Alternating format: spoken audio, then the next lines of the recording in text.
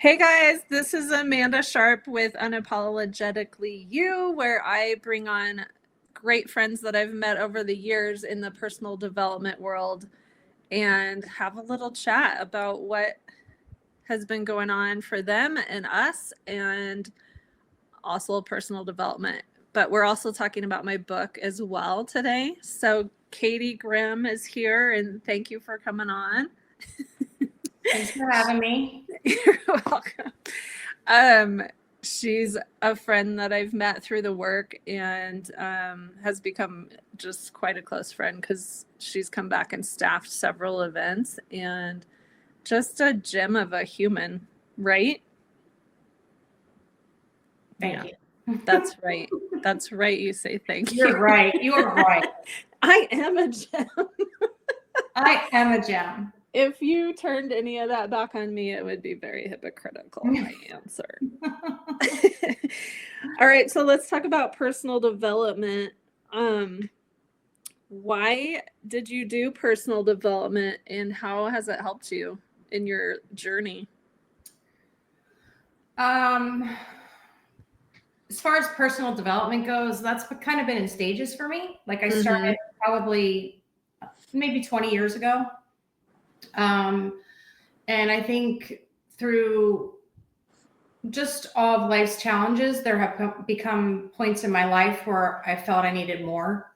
Okay. More work, more, there's always more work, but in probably the last 5 years, I have probably dug the deepest into it, I would say. Yeah. And as far as what's my favorite part of it, I think my favorite part of it is just learning who am I? Like, who am I really?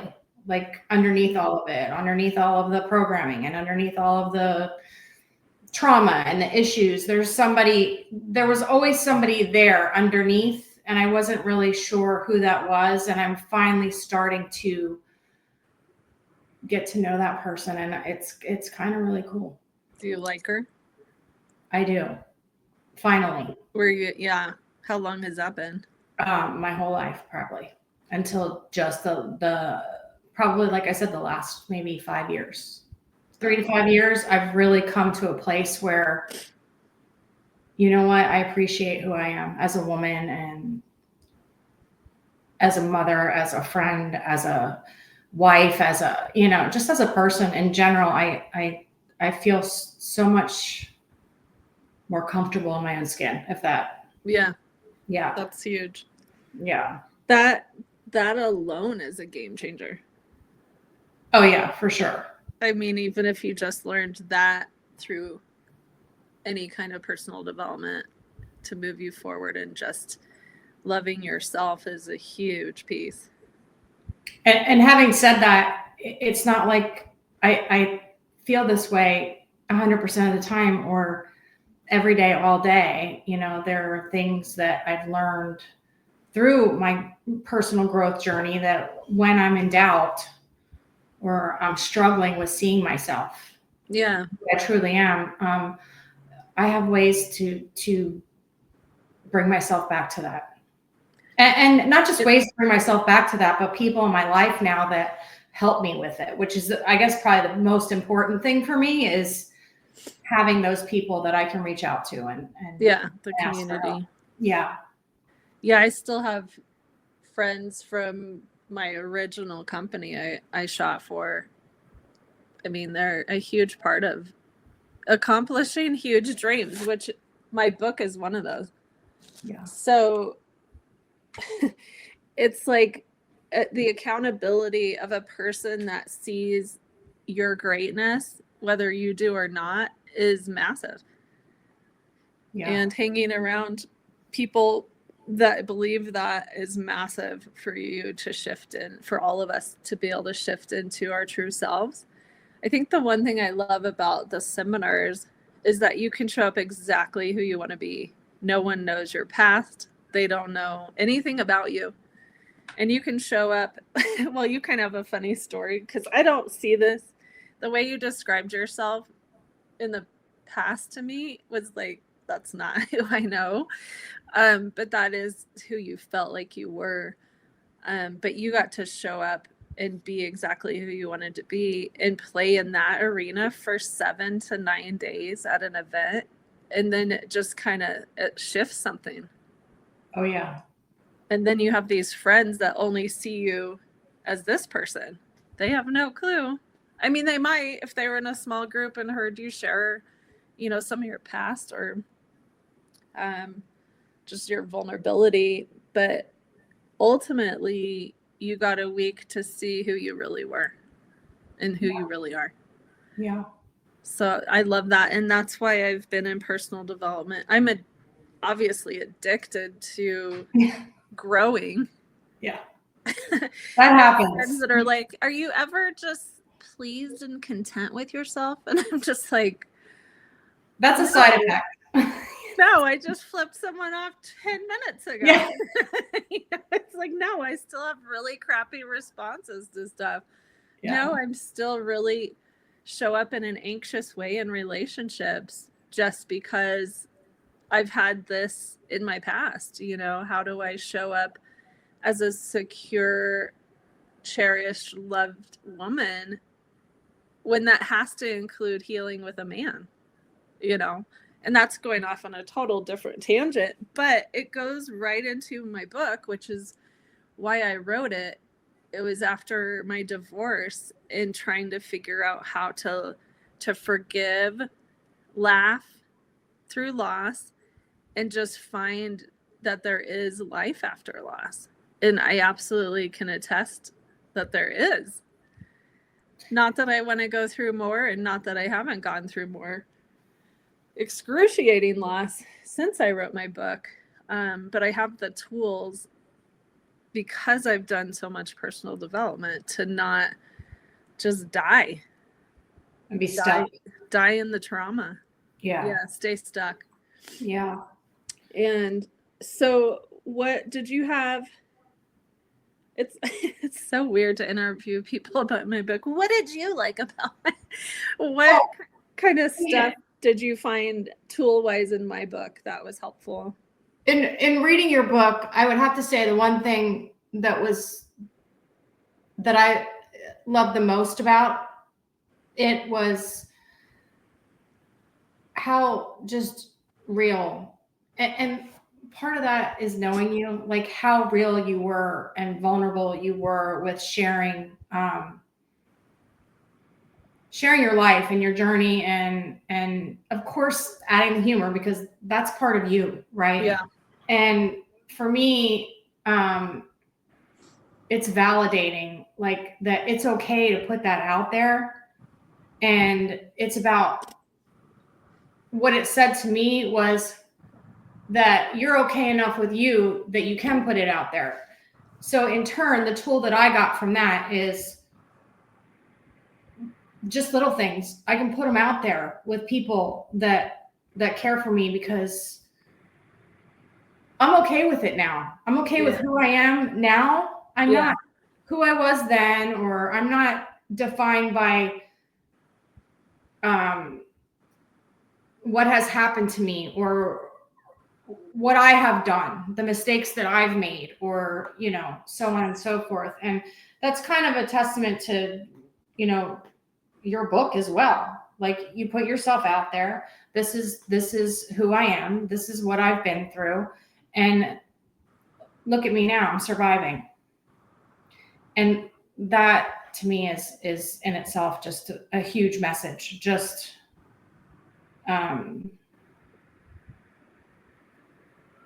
keep going. Just keep going and keep learning and keep growing. And that's part of it, right? It's not like it ends. No. I mean, it's you not like really have to get over the fact that you actually never get to the end. Yeah. You really have to get over that. That's been a recent realization for me. It's like, okay, it's not like, okay, I'm all better now, so I'm done. The hard stuff's over. Well, no, actually, the hard stuff's just beginning. Exactly.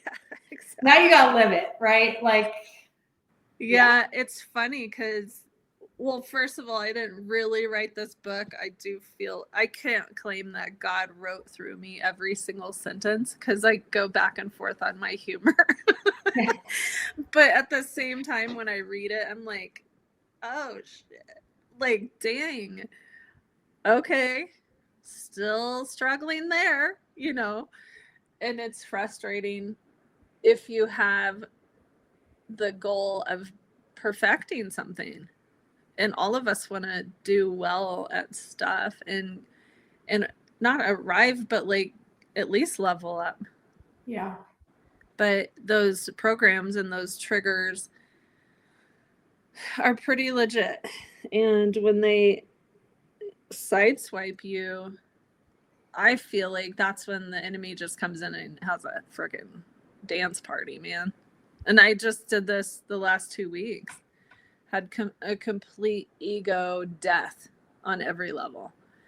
And I do life pretty alone. I do have really great friends, and I only have like 4 in my town. The rest is because I travel and I hang out with all the great people I do. But I go home and put my fat head on my huge pillow every night,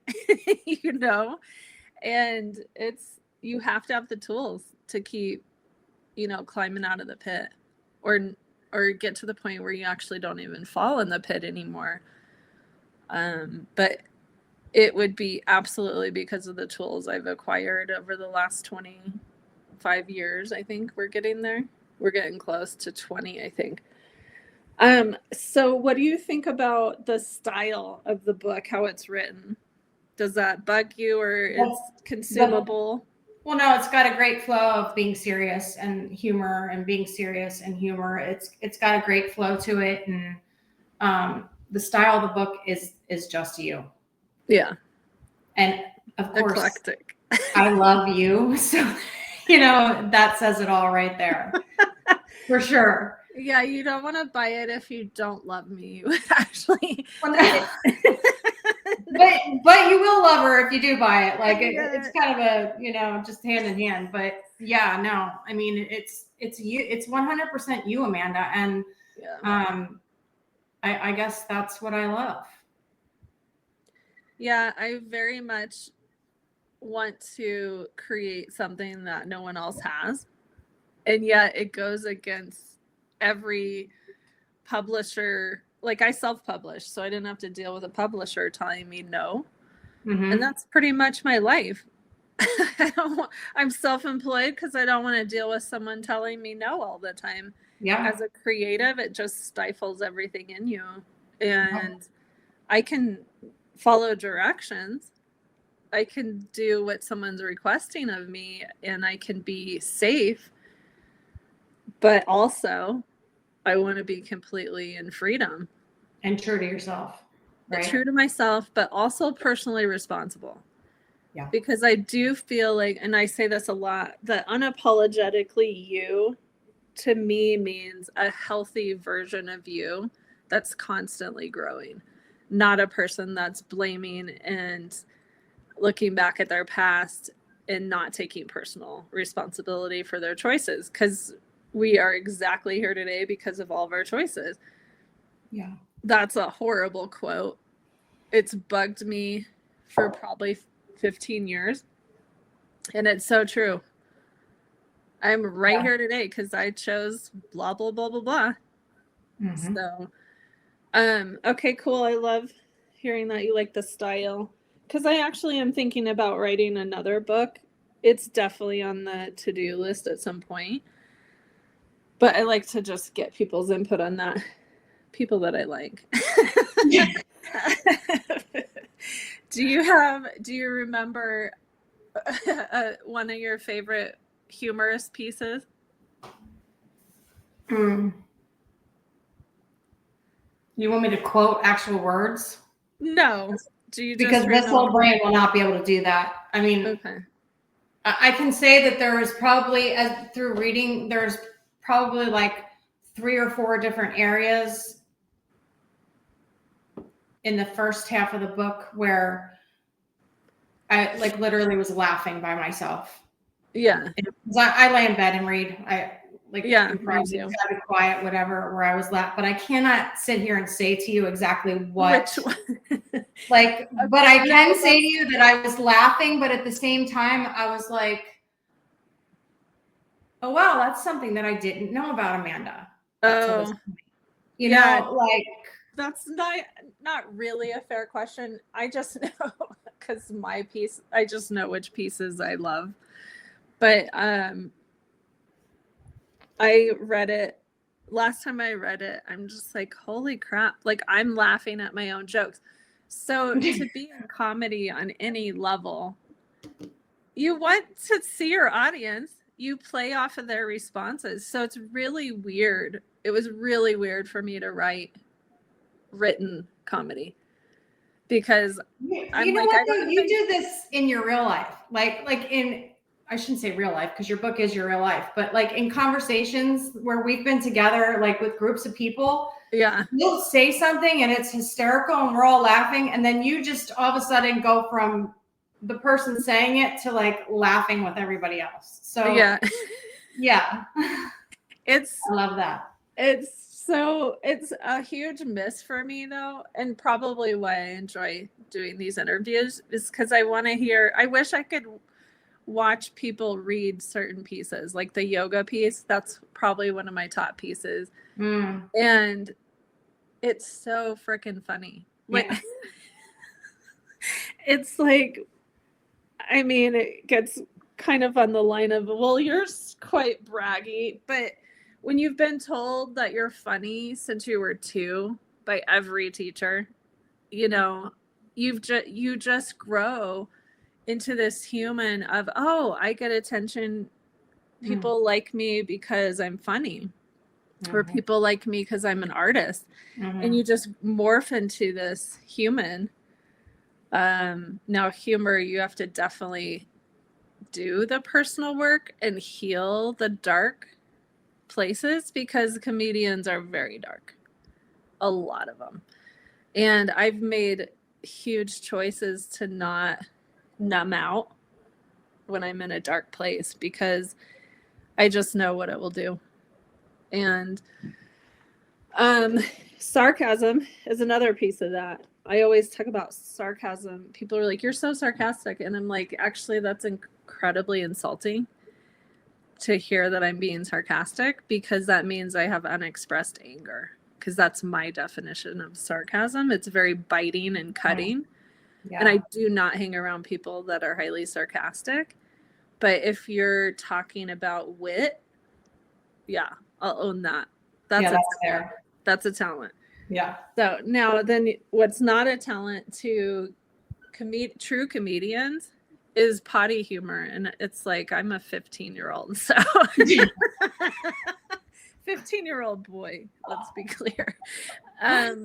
So I don't know. It's just been kind of a pendulum swing my whole life of, you know, coming into my own, just like you were saying, you're just now like really proud and owning yourself as a human, that you're valuable and people do love you and need you around and want you around.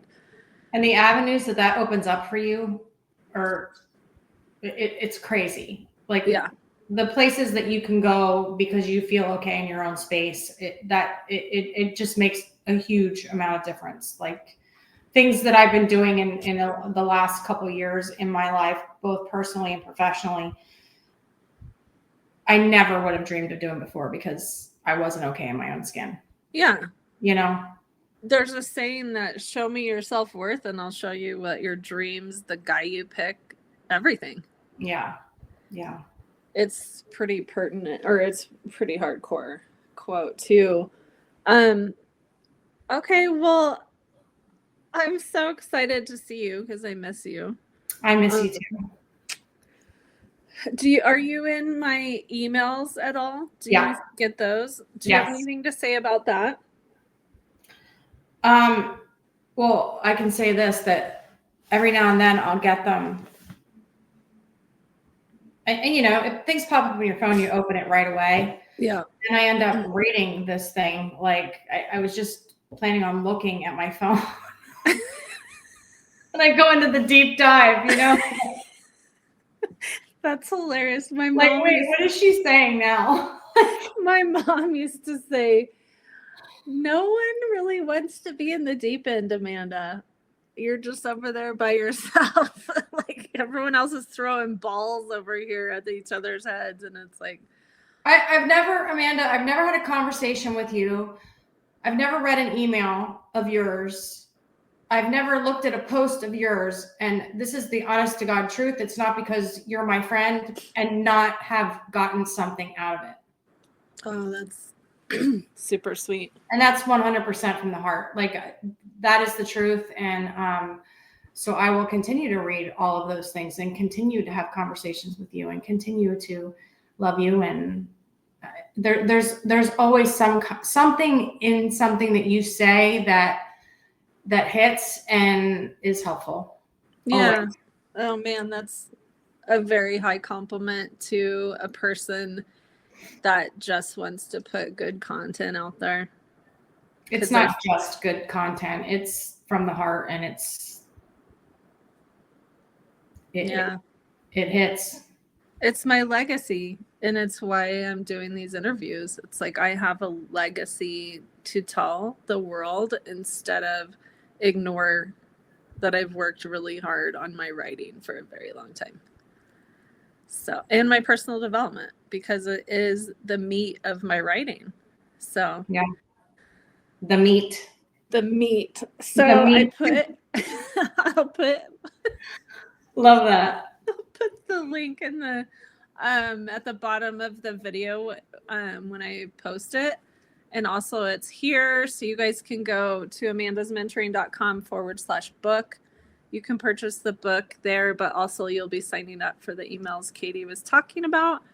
And it's where I like to spend my time, my creative time. So I would be honored for you to join my email encouragements. And thank you so much for doing this interview and just loving on me. And I love you. It was great. I love you too. Bye. Bye.